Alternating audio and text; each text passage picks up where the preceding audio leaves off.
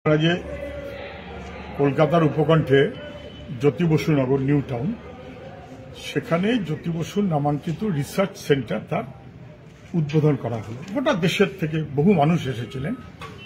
পশ্চিমবাংলার মুখ্যমন্ত্রী তিনি আমন্ত্রিত ছিলেন, তিনি আসেননি অথবা কোনো সৌজন্যবশত চিঠিও পাঠাননি। জ্যোতি বসুর নামাঙ্কিত রিসার্চ সেন্টারে মুখ্যমন্ত্রী আসতে ভরসা পাবেন না, এটাই স্বাভাবিক। যদি এটা আমন্ত্রণ থাকতো অনুব্রত মণ্ডলের বা যদি আমন্ত্রণ থাকতো শওকত মোল্লার, তাহলে মুখ্যমন্ত্রী তাথই রাস্তে রাস্তে চলে আসতেন। জ্যোতি বসুর নামাঙ্কিত এবং তার সঙ্গে রিসার্চ সেন্টার, এটা মুখ্যমন্ত্রীর পক্ষে কষ্টকর।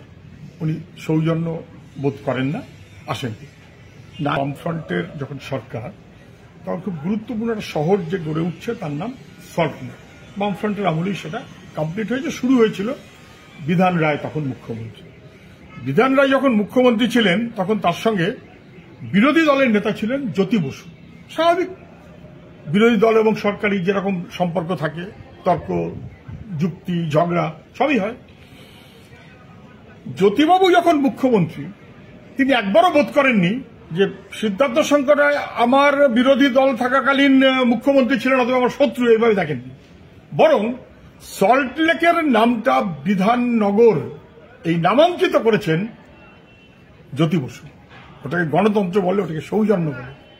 উনি বিরোধী নেতা ছিলেন, মুখ্যমন্ত্রীর নামে শহরের নাম করে দিলেন বিধাননগর।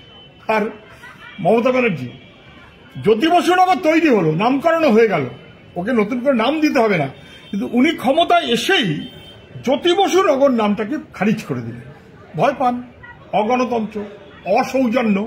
গণতন্ত্র এবং সৌজন্য শিখতে গেলে বামপন্থীদের কাছ থেকে শেখা যায়। জ্যোতি বসু তার বড় উদাহরণ।